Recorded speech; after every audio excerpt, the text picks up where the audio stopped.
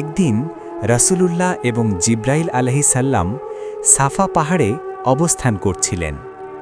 নবীজি জিব্রাইল আলাইহিসসালামকে বললেন, হে জিব্রাইল, সেই সত্তার কসম যিনি আপনাকে সত্যসহ পাঠিয়েছেন, আজ সন্ধ্যায় মুহাম্মাদের পরিবারের ঘরে এক মুঠো আটা বা সামান্য ছাতুও অবশিষ্ট নেই।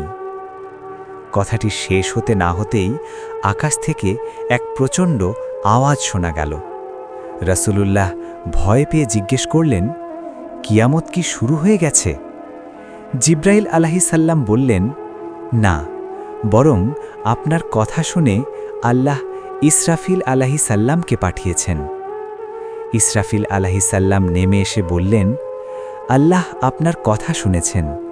তিনি আমাকে পৃথিবীর সব ধনাগারের চাবিকাঠি দিয়ে আপনার কাছে পাঠিয়েছেন।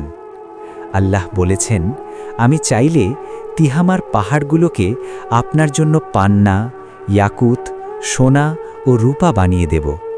আপনি চাইলে রাজকীয় নবী হতে পারেন, আবার চাইলে বান্দা নবী হিসেবেও থাকতে পারেন। জিব্রাইল আলাইহিসসালাম নবীজিকে বিনয়ী হওয়ার ইশারা করলেন। তখন আমাদের নবীজি ৩ বার বললেন, না, বরং আমি একজন বান্দা নবী হয়েই থাকতে চাই।